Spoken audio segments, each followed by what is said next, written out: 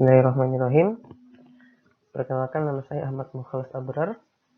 Pada kesempatan ini saya akan menjelaskan tentang bukti teorema 336. Untuk membuktikan teorema 336 ada beberapa istilah penting yang perlu kita ketahui, yaitu istilah terhubung K dan terhubung sisi K. Namun tentu saja ini sudah dijelaskan pada pertemuan-pertemuan sebelumnya. Jadi jika ingin merecall, silakan di pause video di bagian ini. Kemudian kita juga membutuhkan corollary 335. Dan sudah dijelaskan juga oleh teman saya sebelumnya. Jika ingin merecall kembali, silakan di pause videonya. Kita masuk ke teorema utama kita, teorema 336, atau yang biasa dikenal sebagai versi global dari teorema Mengers. Poin pertama, suatu graf K-connected jika dan hanya jika graf tersebut memuat K lintasan independen antara dua titik di graf tersebut. Poin kedua, suatu graf K H-connected jika dan hanya jika graf tersebut memuat lintasan yang saling lepas sisi antara sembarang dua titik di graf tersebut. Suatu graf G K-connected jika dan hanya jika G memuat K buah lintasan yang independen antara dua titik di G. Buktinya, misalkan A dan B dua titik sembarang di G, kita buktikan terlebih dahulu dari kiri ke kanan. Misalkan G connected sehingga order G lebih besar daripada K. Andaikan terdapat titik A dengan B di G, sedemikian paling banyak hanya terdapat K kurang satu buah lintasan AB yang independen di G. Karena banyak minimal titik yang memisahkan A dan B tidak sama dengan banyak lintasan AB yang independen. Kenapa tidak sama? Ya, karena minimal titik yang memisahkan A dan B itu sebanyak K dari K connected. Kemudian banyak lintasan A, B yang independen itu hanya sebanyak K kurang 1 dari pengandaian tadi. Maka kita dapatkan hasil yang tidak sama ya. Maka berdasarkan kontraposisi corollary 335 yang pertama, haruslah A dan B yang bertetangga. Karena corollary 335I berbunyi, jika A dan B-nya tidak bertetangga, maka banyaknya minimal titik yang memisahkan A dan B akan sama dengan banyak lintasan AB yang independen.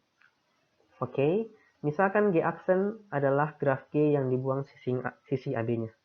Maka G aksen hanya akan memuat paling banyak K kurang 2 lintasan AB yang independen. Kenapa hanya sebanyak K kurang 2?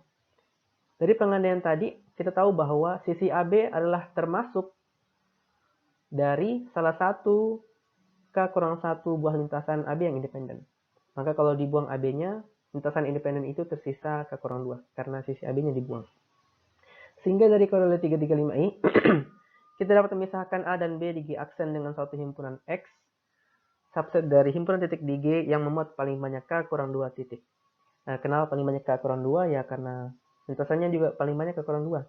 Anggota X kita ambil masing-masing satu dari setiap lintasan independen tersebut.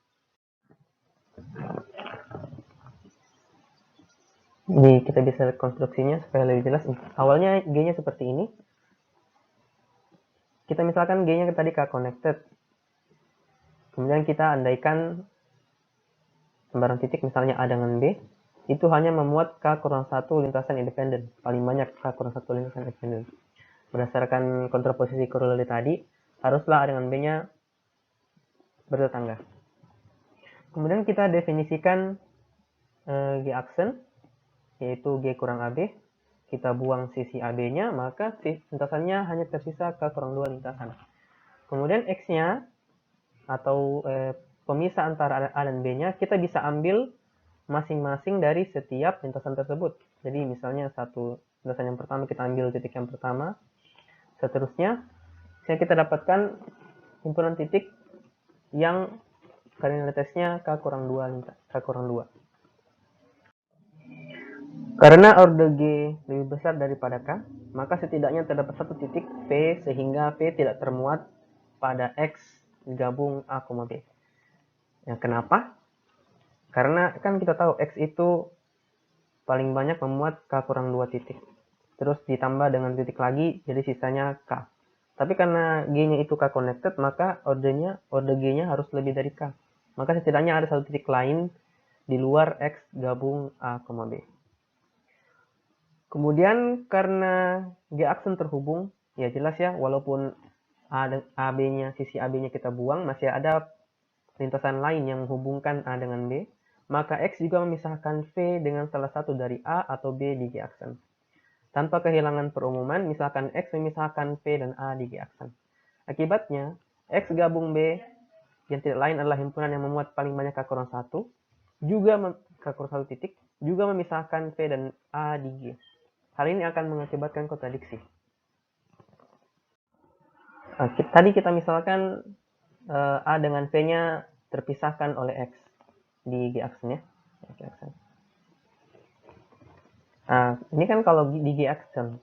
Kalau kita pandang sebagai G yang asli, berarti ketika A dengan B masih bertetangga, maka yang jadi pemisah antara A dengan V bukan hanya X, tapi X bersama dengan B. Menjadi pemisah antara A dengan V harus jadi pemisah di G. X ini tadi ordernya K-2 ya, K-2. B-nya tambah 1, jadinya K-1. Artinya, kalau kita kurangi G dengan K-1 titik, kita dapatkan 2 titik yang tidak saling terhubung. Artinya, secara umum G-nya yang tidak terhubung. Artinya, G-nya K-1 connected. Tentu saja, ini kontradiksi dengan pemisahan awal bahwa G-nya K connected. Maka pengandaian bahwa setiap titik yang memuat K-1 lintasan independen itu salah. Maka haruslah setiap 2 titik pasti termuat lintasan independen sebanyak K. Untuk kanan ke kiri, jika graf G memuat lintasan independen antara 2 titik sembarang, di sini kita bagi menjadi 2 kasus. Kasus pertama kalau AB-nya tidak bertetangga, kasus kedua kalau dia bertetangga. Untuk kedua kasus ini, kalau kita hapus paling banyak K-1 titik, misalnya U1 sampai UK-1, pada kode kasus kita masih akan dapatkan pet yang menghubungkan A dengan B. Kasus pertama, misalkan, kita masih punya pet yang melalui UK yang menghubungkan A dengan B. Pada kasus kedua, kita masih punya sisi yang mengaitkan A dengan B. Sehingga, sembarang 2 titik yang dibagikan oleh A dengan B ini tidak dapat dipisahkan oleh titik yang banyaknya lebih sedikit dari K. Per definisi, G adalah graf K connected. Kemudian untuk poin kedua, satu graf G, K H connected jika G memuat K buah lintasan yang saling lepas sisi antara 2 titik sembarang di G.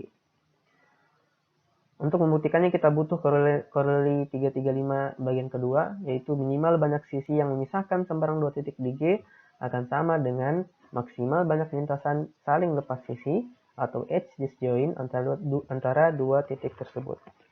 Kita buktikan dari kiri ke kanan, misalkan G itu K edge connected, maka minimal banyak sisi yang dapat memisahkan 2 titik sembarang di G adalah K. Ya, jelas ya. Dari definisi K edge connected itu. Akibatnya berdasarkan koreli 3352, G akan memuat K buah lintasan yang saling lepas antara 2 titik sembarang di G. Kemudian dari kanan ke kiri, misalkan G memuat K buah lintasan yang saling lepas sisi antara 2 titik sembarang di G. Akibatnya order G akan besar daripada 1, jelas ya. Bahkan akan lebih besar daripada K.